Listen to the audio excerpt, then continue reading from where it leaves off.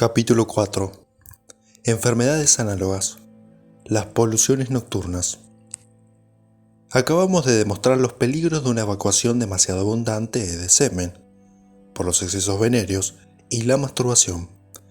Y ya he dicho al principio de esta obra que dicho licor espermático se derramaba también por poluciones nocturnas en los sueños húmedos, y por ese flujo conocido con el nombre de espermatorrea o gonorrea simple.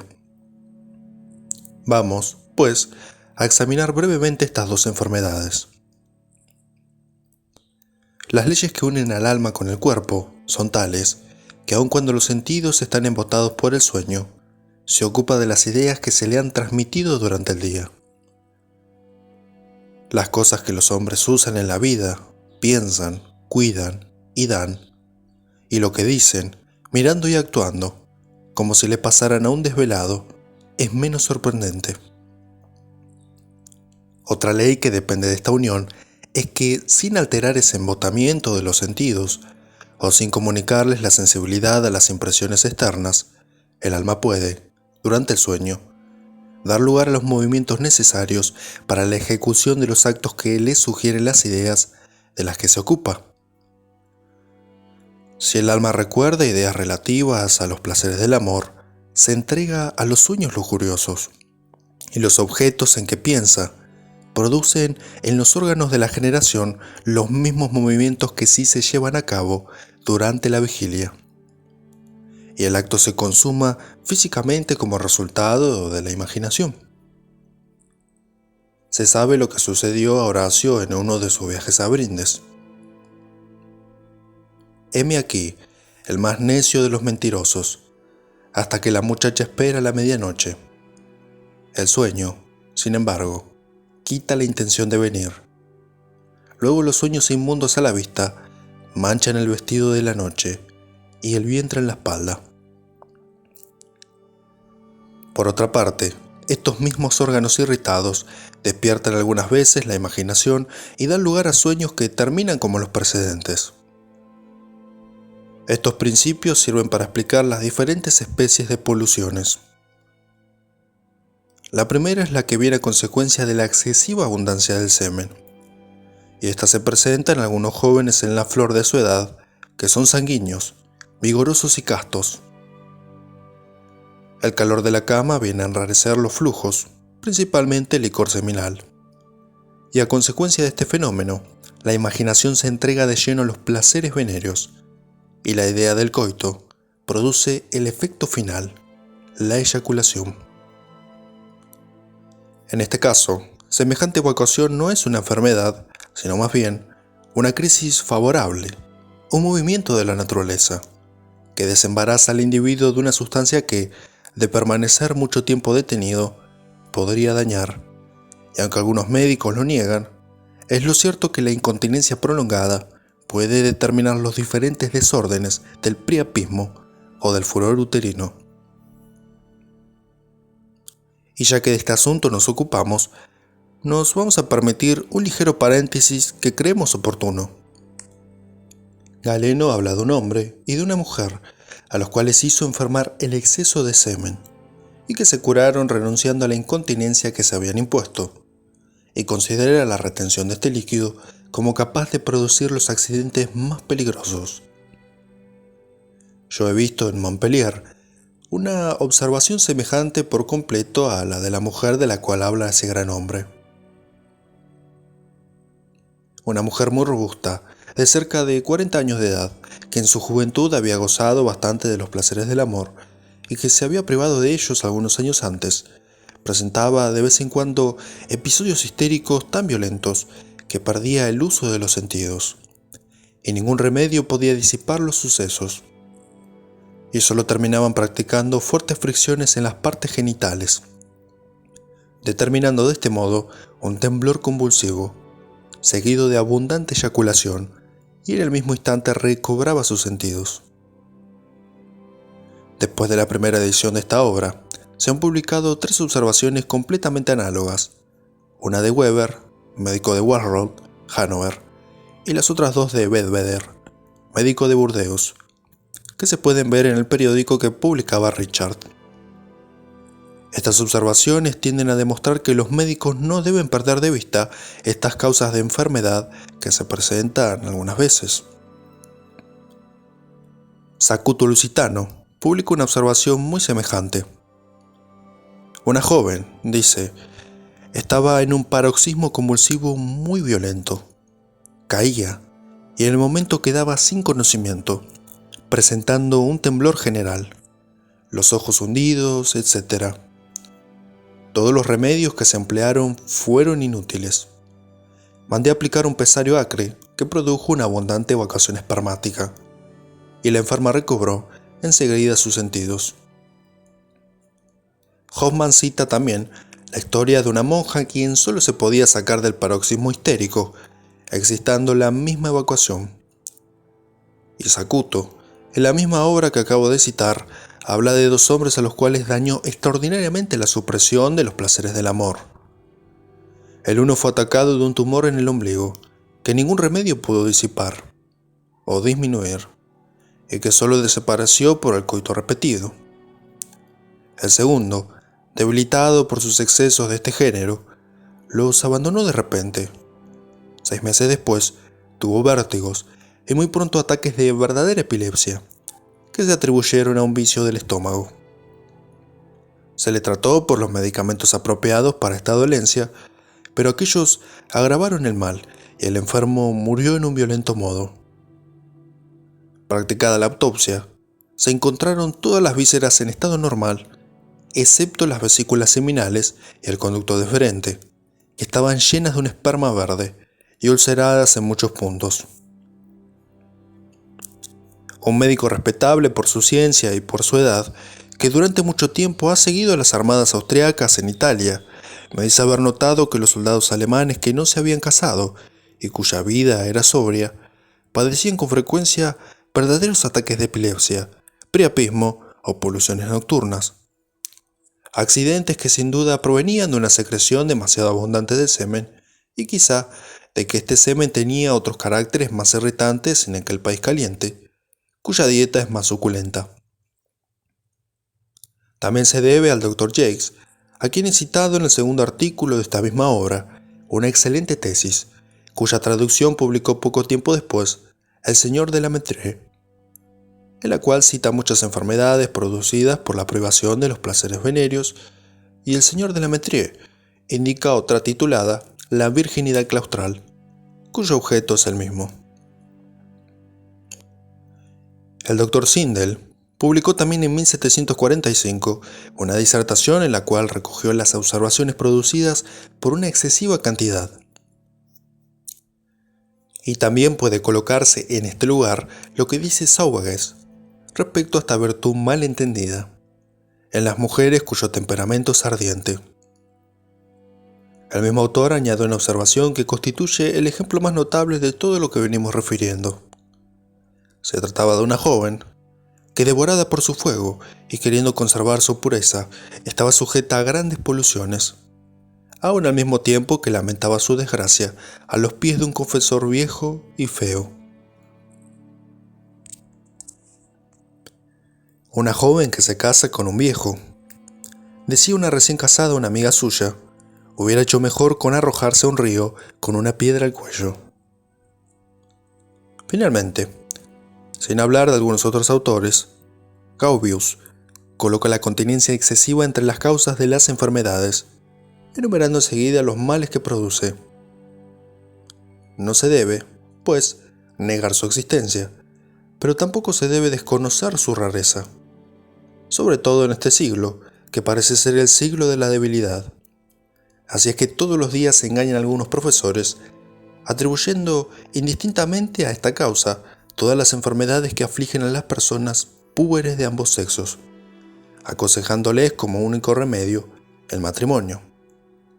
Remedio que con frecuencia está mal indicado y algunas veces es perjudicial, porque no puede destruir los vicios que sostenían la enfermedad, y no hacen otra cosa que añadir a los males pasados los que son peculiares al embarazo y al parto. Se ha visto por los párrafos anteriores que las poluciones producidas por una excesiva abundancia de semen aunque por sí solas no constituyen una verdadera enfermedad, pueden convertirse en tales al ser muy frecuentes. Se ha observado también que una evacuación predispone a las siguientes, llegando a adquirir los órganos genitales una especie de hábito en este sentido. Téngase, pues, presente esta circunstancia, que, como fácilmente comprenderá el lector, es de mucha trascendencia, pues como ya hemos dicho en otra ocasión, estas mismas evacuaciones llegan a hacerse excesivas y a producir considerables trastornos en la salud. En apoyo de esta opinión podríamos citar muchos casos prácticos que, sin embargo, creemos innecesarios. Zimmerman habla de un hombre de muy buena constitución, el cual, a consecuencia de las poluciones, había perdido toda la actividad de su espíritu, y su cuerpo había quedado en un estado lamentable. Los síntomas más frecuentes, cuando el mal no ha hecho todavía grandes progresos, son una debilidad continua, más considerable por la mañana, y dolores en los riñones. Hace algunos meses se me llamó para visitar a un campesino de 50 años de edad, que había sido siempre muy robusto y que se había debilitado de un modo tan notable a consecuencia de las poluciones nocturnas que solo podía trabajar algunas horas cada día, viéndose con frecuencia molestado por intensos dolores lumbares que lo obligaban a permanecer en la cama y adelgazaba cada vez más. Ignoró el éxito que producirían algunos medicamentos que le ordené y ciertos consejos que le di. También asistí hace algún tiempo a un hombre sordo, que cuando presentaba las poluciones nocturnas estaba mucho más sordo que los días anteriores, sufriendo además una molestia general y otros síntomas, que le quitaban el buen humor y el apetito. Y otro, que después de cada polución, quedaba como paralítico por espacio de una hora y muy debilitado durante las 24 siguientes.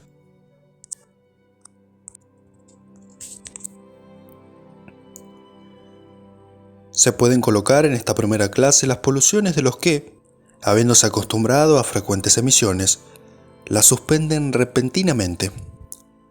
Galeno cita un ejemplo muy notable de esta especie.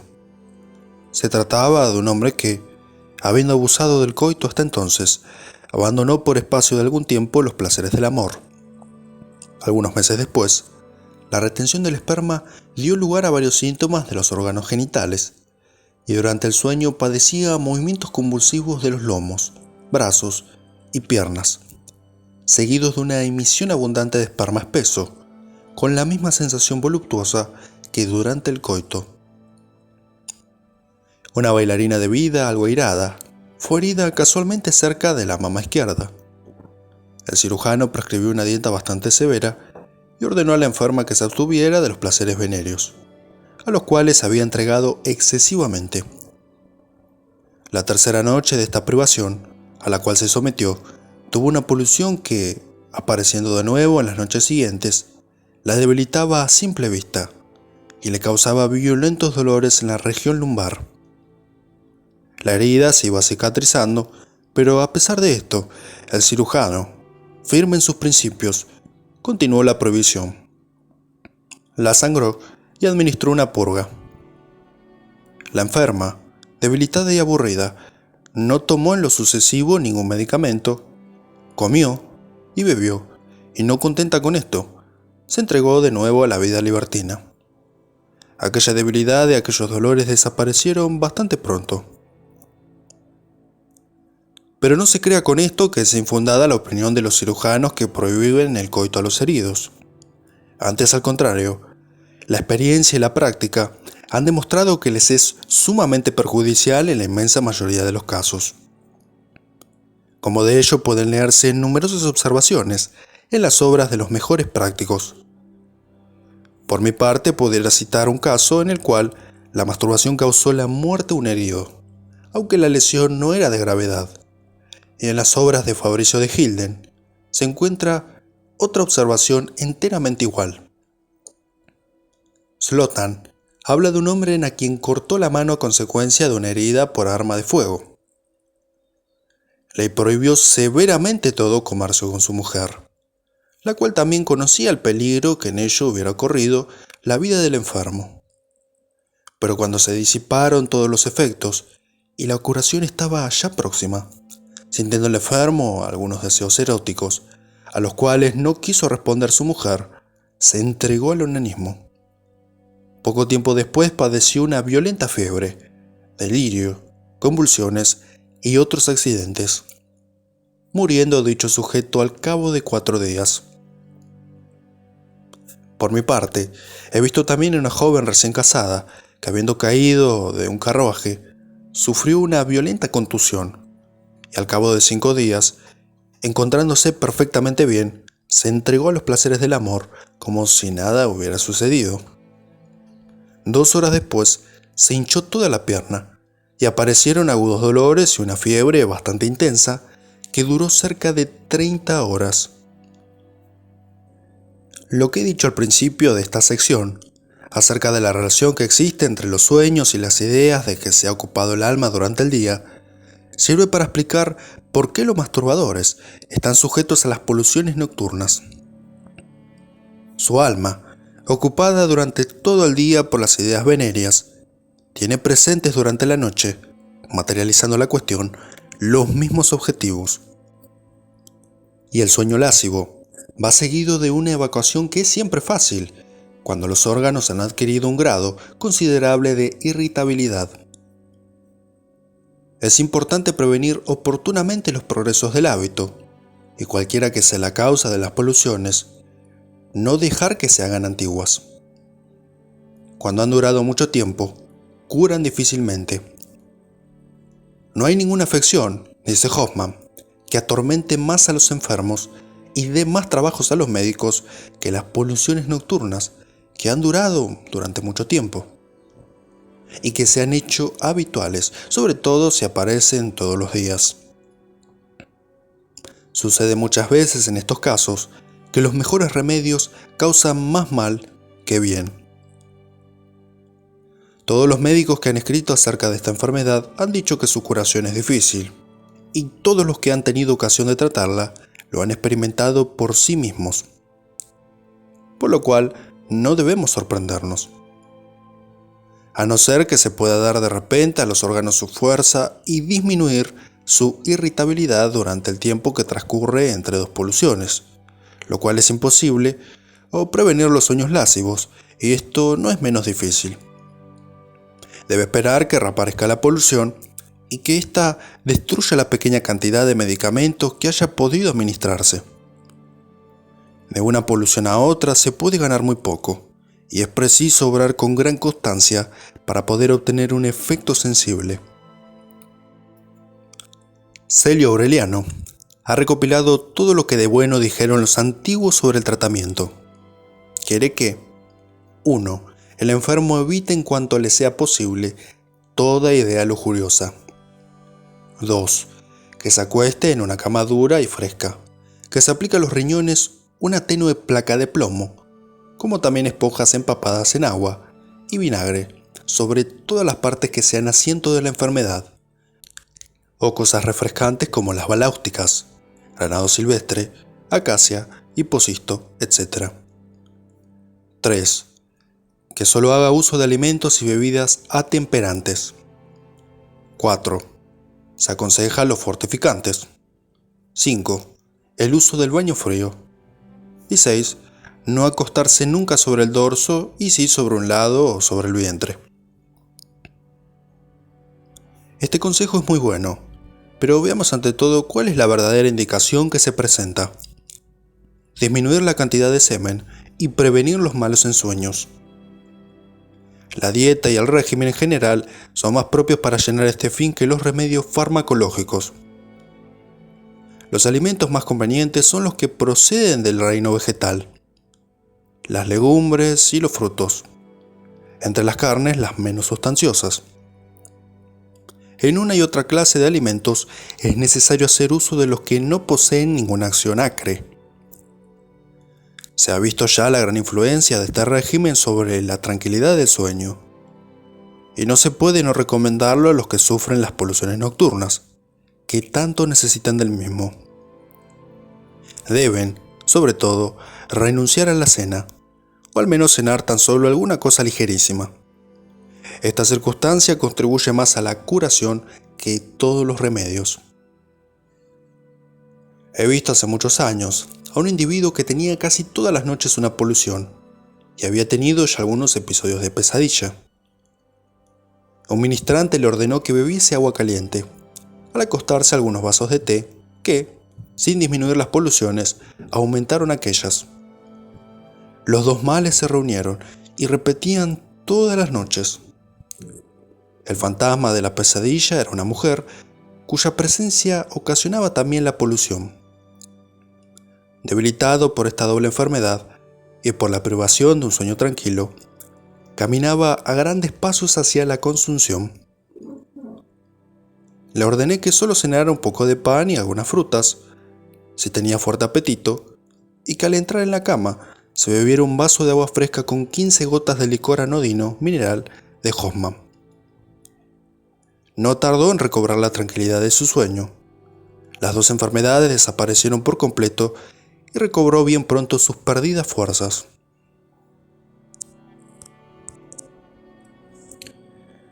Las carnes indigestas, como son todas las negruzcas, sobre todo por la tarde, son un verdadero veneno para este mal. Y, repito, si no se toma el partido de cenar poco y sin carne, los otros remedios serán ineficaces. El vino, los licores, el café dañan por muchos conceptos. La mejor bebida es el agua pura, pudiéndose añadir a cada botella de esta un dracma de nitro. Sin embargo, he visto no hace mucho tiempo a un enfermo a quien dañaba el nitro, provocando frecuentes y copiosas poluciones. Atribuí este efecto a dos causas.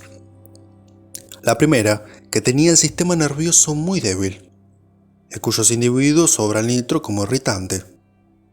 La segunda, que esta sustancia, como diurética, aumentó considerablemente la cantidad de orina.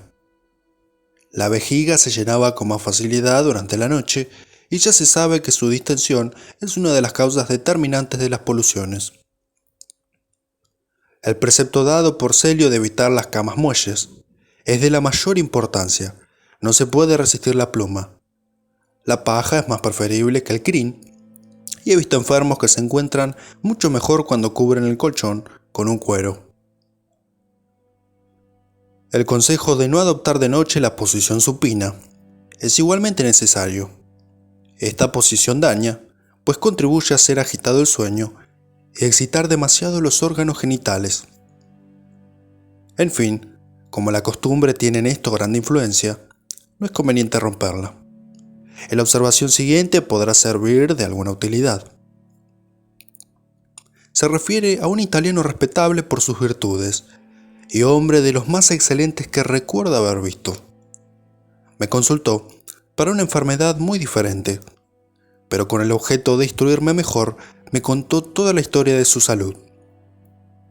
Había sido molestado, 5 años antes, de poluciones frecuentes que le debilitaron por completo. Tomó la fuerte resolución de despertarse en el momento en que la idea de la mujer acudiese a su pensamiento, dedicando luego ratos muy largos en meditar sobre los riesgos a los que se exponía. El remedio tuvo un éxito favorable. La idea del peligro y la voluntad de despertarse, siempre a tiempo, precaución reiterada por muchas veces, disipó el mal. Pero estos dos últimos casos no inspiran mucha seguridad, y las mejores indicaciones se frustran en ellos. El que M. Hoffman indica es un ejemplo, debiéndose dar de antemano a los enfermos el aviso que este médico comunicó al suyo. Se reduce a que, sin una larga perseverancia en el uso de los remedios, no se debe esperar efecto alguno.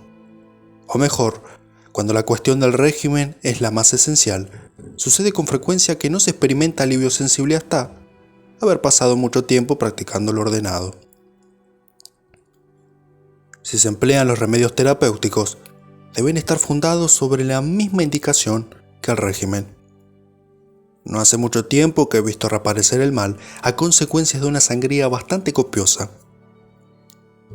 Los polvos nitrosos, limonada, los espíritus ácidos, las leches de almendras pueden ser usados. M. Hoffman empleó para el masturbador que, después de quitado el vicio, presentó la espermatorrea, un polvo, del que tomaba una dracma todas las noches, con el agua de cerezas negras, por la mañana agua de Seltzer y la leche, para una bebida de tisana de sándalo, de raíz de china, de achicoria, de escorzonera y de canela. Mezclando estos remedios con una dieta conveniente, curó al enfermo en algunas semanas. M. Zimmerman ha curado con el uso del mismo polvo poluciones muy frecuentes seguidas de la extenuación ordinaria, y que había durado algunos años en un joven de 21 de edad. No es fácil explicar cómo este polvo, que solo es un simple absorbente, obra tan bien, pero he visto los buenos efectos del alcanfor. Otra clase de espermatorrea es la que padecen los hipocondríacos. La circulación se hace en ellos lentamente, sobre todo en las venas del bajo vientre, por lo que se hallan infartados frecuentemente los órganos de donde aquellos sacan la sangre. La actividad nerviosa aumenta. Los líquidos poseen cierta acritud muy propia para producir irritaciones. La noche se halla turbada por ensueños. He aquí, pues, claramente las causas de la polución. La imaginación, dice M. Boerhaave, produce con frecuencia durante el sueño emisiones de esperma. Los hombres de letras y los enfermos del vaso están sujetos a este accidente, y la eyaculación del semen es tan considerable que les produce la atrofia. Esta enfermedad tiene por lo tanto dos fases muy peligrosas y no se entregan a excesos de ningún género, sin sentirse por demás molestados. Solo existe un medio de curación que estriba en atacar la enfermedad principal. Se empieza por destruir los infartos, empleando enseguida los baños fríos y esa saludable corteza que Dios nos quiere conservar. Entonces es verdaderamente la ocasión de emplear los dos poderosos remedios, a los que se puede añadir el hierro. Sin meditar mucho la elección de los alimentos es necesario siempre, en este caso, lo es mucho más. Los hipocondríacos hacen generalmente malas digestiones. Los alimentos mal digeridos producen hinchazones flatulentas que, impidiendo la circulación, disponen a la polución de dos maneras. Primero, impidiendo el regreso de la sangre de las venas genitales. Segundo, impidiendo también la tranquilidad de la noche agitada por los ensueños. Se comprende por esto que Pitágoras contradijera a sus discípulos el uso de las sustancias flatulentas, quien consideraba con razón como dañinas, así para la limpieza y fuerza de las funciones del alma, como para la castidad. Además de las dos razones dadas, podría indicar una tercera que he tenido ocasión de sospechar en dos enfermos. ¿Es la expansión del aire desprendido de los fluidos en los cuerpos cavernosos lo que da margen a la erección y prurito venéreo? Nadie ignora que todos nuestros flujos están impregnados de este fluido, pero mientras estén en el estado normal, se hallará él mismo como encarcelado y desprovisto de toda elasticidad. Grandes físicos han creído que solo existen dos medios de quitarlo: un grado considerable de calor que no se observa nunca en el cuerpo humano y la putrefacción. Pero muchas observaciones de enfermedades producidas por el aire así dilatado han dado a conocer que, independientemente de estos dos casos, existen otras alteraciones en los fluidos que determinan el mismo efecto.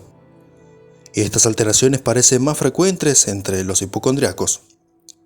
Así, no es asombroso que los cuerpos cavernosos sean el asiento de este desarrollo de aire maléfico. Antes, por el contrario, no hay punto más expuesto a tal desarrollo. Y si no ha llamado mucho la atención, ha sido más bien por falta de observadores que de observaciones. Es necesario, pues, evitar los alimentos que, más cargados de aire que los demás, incomodan mucho, por el que se separan las primeras vías y por el que es arrastrado a la sangre. Todo el mundo sabe que la cerveza nueva, que es extremadamente flatulenta, ocasiona fuertes erecciones, y yo he visto, después de la última edición de esta obra, que M. Thierry, uno de los más sabios médicos y consumado práctico de Francia, ha conocido también estas erecciones flatulentas. Se puede colocar aquí, como análogo a esta última especie de poluciones, porque ataca a los sujetos melancólicos, una enfermedad que podríamos llamar furor genital y difiere del priapismo y de la satiriasis. La describiré por medio de una observación que publiqué en la primera edición latina de esta obra y quedó olvidada en la francesa. Un hombre de 50 años de edad y enfermo más de 24, en cuyo largo periodo no había podido pasarse sin mujer o los excesos del onanismo ni siquiera 24 horas.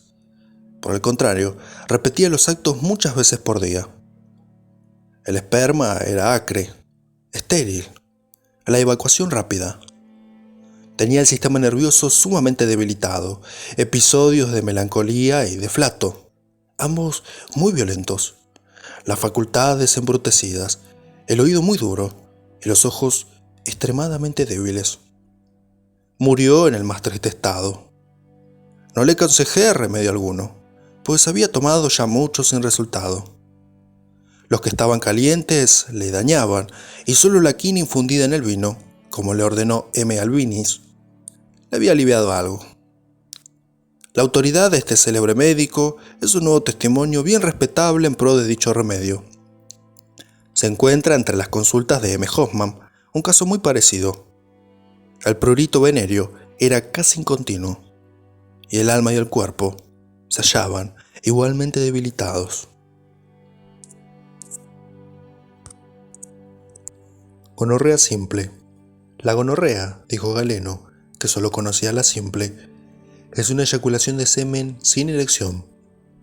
Muchos autores de todos los siglos hablan de ella, incluso Moisés, el más antiguo de todos. Se encuentra en las observaciones de Hipócrates el ejemplo de un montañés en el que parecía la enfermedad haber sido un marasmo y que presentaba un derramamiento involuntario de orina y esperma. M. Boerhaave, sin embargo, duda de la existencia de esta enfermedad. Se lee, dice, en ciertas obras de medicina, que el semen es algunas veces eyaculado sin que el paciente lo note. Pero esta enfermedad debe ser muy rara, y no creo que el esperma se eyacule sin placer, sin cosquilleo alguno, a no ser que fuera otro líquido diferente del elaborado por los testículos, pues he visto eyaculaciones de líquido prostático. Esta autoridad es sin duda alguna muy respetable, pero mientras que M. Boerhaave no se decide por completo, discrepan de su opinión todos los demás médicos. Y, para no salirlos de su escuela, citaremos a uno de sus más ilustres discípulos, M. Gauvius, que admite la evacuación del esperma sin que vaya acompañada de sensación alguna. Mis propias observaciones no me dejan duda alguna sobre la existencia de ambos estados morbosos.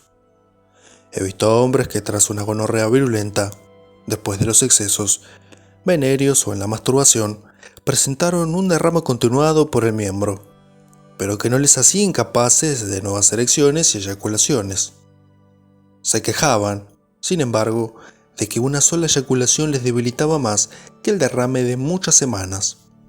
Prueba evidente de que el líquido de ambas evacuaciones no era idéntico, y que el causante de la gonorrea procede de la próstata, de alguna de las glándulas que rodean al conducto uretral, de los folículos repartidos en toda su longitud, o, en fin, de los vasos exhalantes dilatados. He visto a otros que presentaban, como los primeros, un derrame que les debilitaba mucho más, que les hacía incapaces de todo acto venéreo por la falta de prurito, incapaces de toda erección y por lo mismo de toda eyaculación, porque sus testículos no eran ajenos a la enfermedad. Creo haber demostrado que en estos últimos enfermos se derramaba sin cesación el verdadero esperma testicular. Y como se conoce la estructura de las partes genitales, se comprende muy bien que la primera enfermedad debe ser mucho más frecuente que la última, sin que por esto dejen de estar ambas bien caracterizadas. Los autores más exactos han llamado gonorrea verdadera aquella en la que han creído que la materia derramada era el mismo esperma, y la otra gonorrea bastarda o catarral. M. Morgagni, cuya opinión es de gran peso, admite el derrame de uno y otro líquido, y yo creo que nadie, en conciencia, puede oponerse a ello. Los peligros de este derrame son muy considerables. Se ha visto en las primeras páginas la descripción hecha por Areteo. ¿Cómo?, dice en el mismo sitio, no han de debilitarse si pierden continuamente lo que le da la fuerza de la vida. El esperma tan solo es el que da vigor al hombre.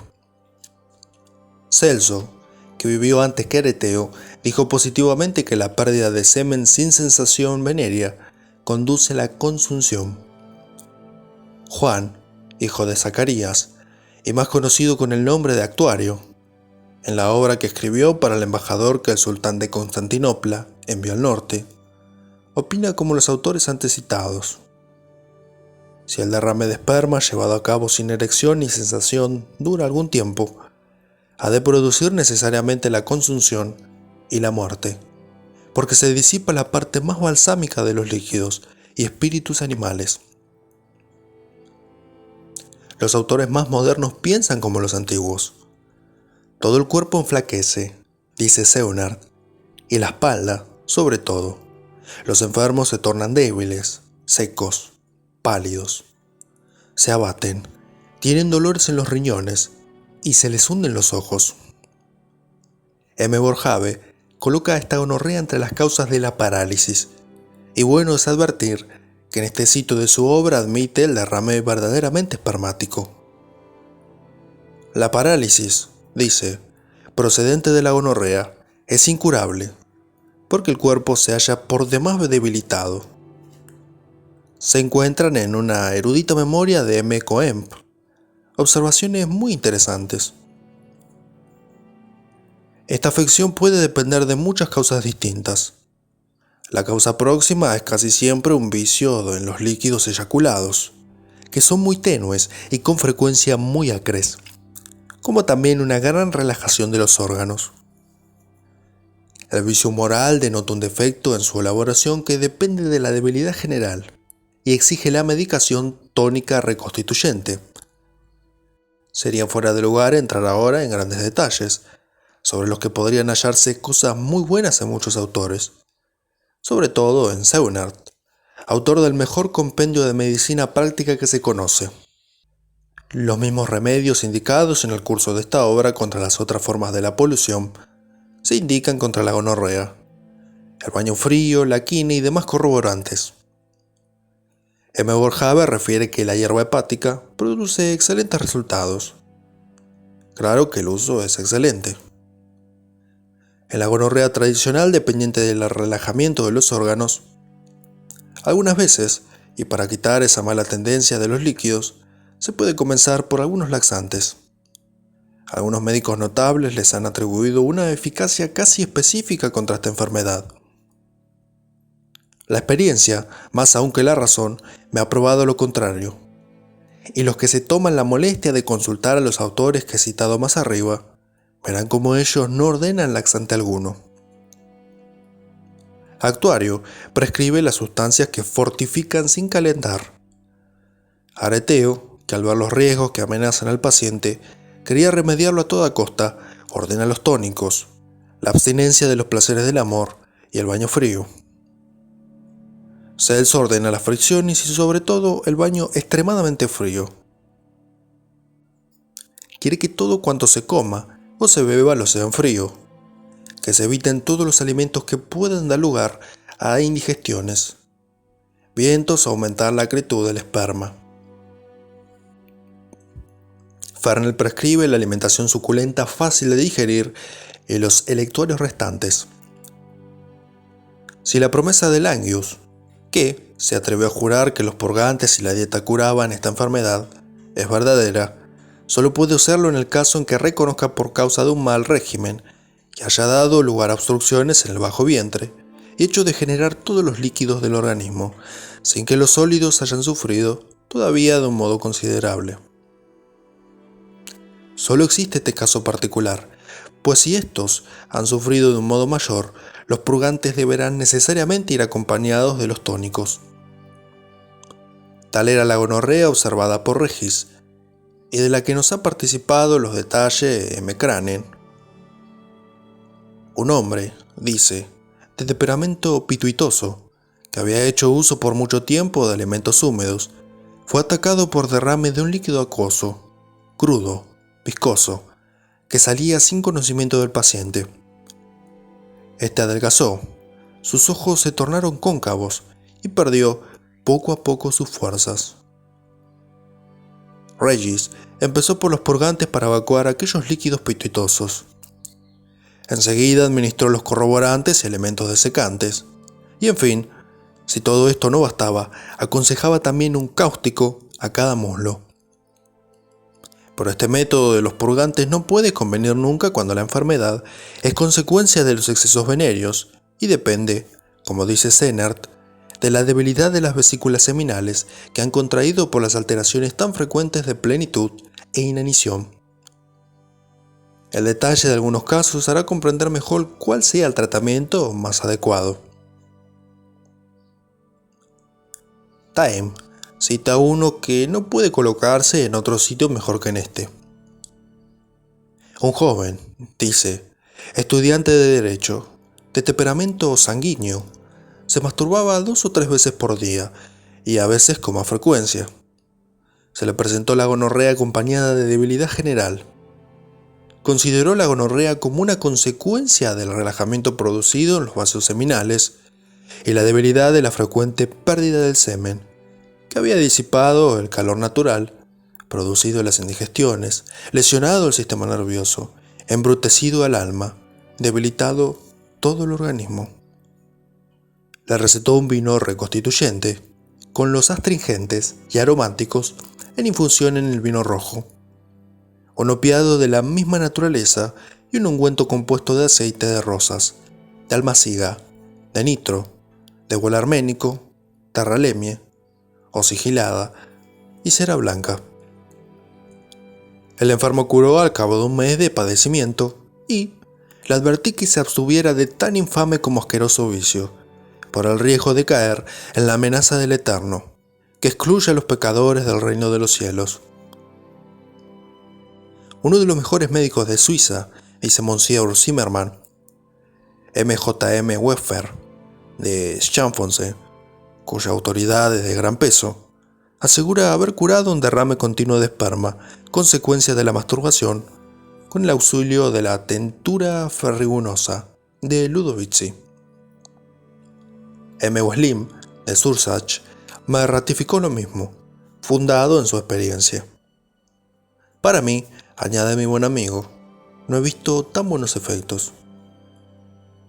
El profesor M. Stegelin habla de un hombre de letras que era víctima de una evacuación o emisión involuntaria de esperma, sin ideas lujuriosas y que curado con el uso de un vino de quina ferruginoso. Los demás remedios, entre otros las aguas de Svalbach y las duchas de agua fría sobre el pubis y el periné, no tuvieron el mismo éxito en un joven que se había acarreado el mal a causa de la masturbación. Añade que el Dr. Bongars, famoso práctico de Marseille, ha curado a 2 personas atacadas de debilidad de las vesículas seminales, haciéndolas tomar 3 veces por día 8 o 10 gotas de laudano líquido de Sydenham en una taza de vino de Pontac y además una decocción de zarzaparrilla para bebida. M. Stegelin dice que si bien el opio es un medicamento contrario a las indicaciones, ha sido, no obstante, aconsejado por Edmüller contra la eyaculación rápida, dependiente de un semen harto espirituoso. Me he permitido añadir que examinando con detención el consejo de este famoso práctico, y comparando la naturaleza del mal en ciertos casos con los efectos del opio, se comprende muy bien que este agente farmacológico puede ser útil en ocasiones, pero no en los casos en que se le aconseja. Distingue con minuciosidad las diferentes especies de derrames y asigna luego a cada una su etiología y terapéutica. Y pasando enseguida a la eyaculación que proviene desde el principio de la erección, demasiado para citar, de 2 causas. 1. El relajamiento de las vesículas seminales. 2. El esperma sobrado ardiente, espirituoso y abundante. Este es el caso en que ordena la administración del opio, pero ¿a qué dosis? El opio, cuya propiedad afrodisíaca está tan bien demostrada, propiedad que el mismo Edmüller indica en su obra, En el pasaje en que comenta este remedio, genera un aumento de la causa de la enfermedad y por lo tanto agrava su síndrome. El caso en que pueda ser útil es por el contrario cuando los líquidos son crudos, tenues, acuosos y al mismo tiempo los nervios excesivamente irritables. Se sabe que remedia estos diversos accidentes, que suspende la irritabilidad y reprime todas las evacuaciones, a excepción de la transpiración cutánea. Pero no se le puede censurar. Debe administrarse cuando esté verdaderamente indicado, por el peligro de que produzca perjuicios. Emetrales, en su excelente tratado sobre este agente terapéutico, nos suministra una observación, y se hallan bastante parecidas a ellas, por lo que se ha de proceder con mucha circunspección. Un hombre refiere que desde su juventud se vio acongojado por las poluciones, lo que le traía sumamente debilitado.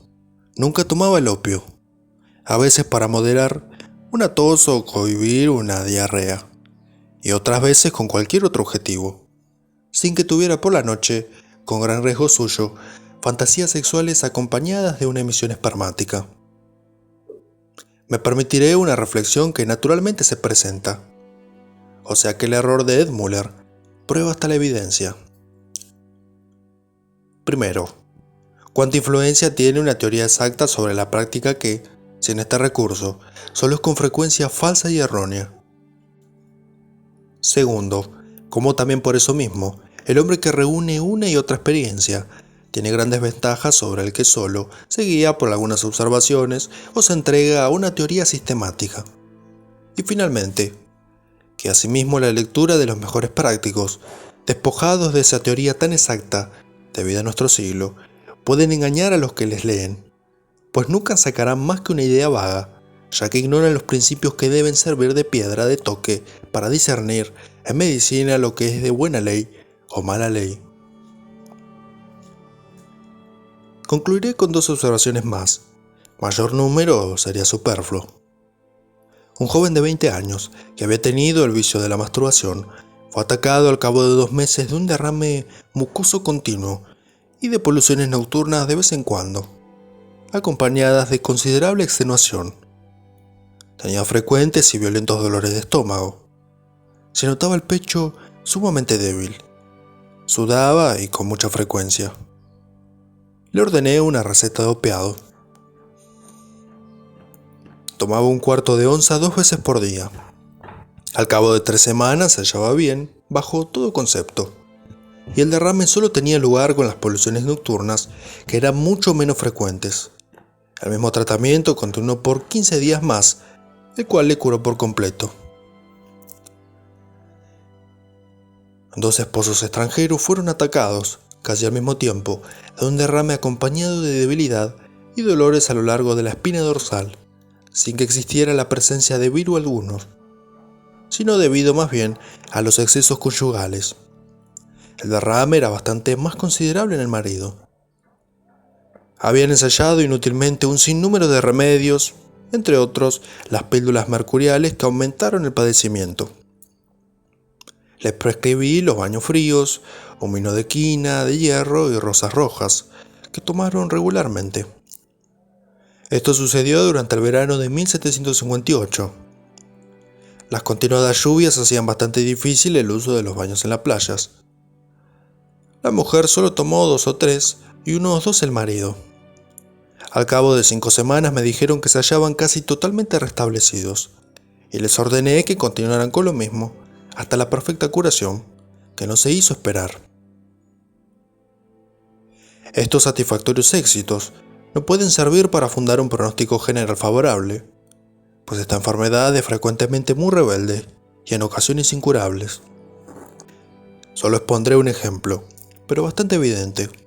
Uno de los más grandes prácticos que en la actualidad existen en Europa y cuyas excelentes producciones enriquecen la medicina, se ve afligido desde hace 15 años por una gonorrea simple, que toda su ciencia y la de muchos médicos amigos a quienes ha consultado no ha sido suficiente para hacerla desaparecer. Esta triste incomodidad le consume poco a poco y es de temer su temprana pérdida. Sería inútil extenderme más, pues he tratado tan solo de abrir los ojos a los jóvenes, mostrándoles el abismo en el que caen con sus vicios. He indicado los medios más oportunos de remediar los daños que se generan, y termino repitiendo lo que llevo dicho en el curso de esta obra: que algunos resultados más o menos felices no son suficientes para hacerse ilusiones. El mejor curado recobra con dificultad su antiguo vigor, y solo a fuerza de cuidado sin cuento puede gozar de una regular salud. El número de los que quedan en la debilidad es 10 veces mayor que el de los curados, y algunos ejemplos de individuos que o estuvieron poco enfermos, o su vigoroso temperamento venció la dolencia, no deben en manera alguna ser considerados como regla general.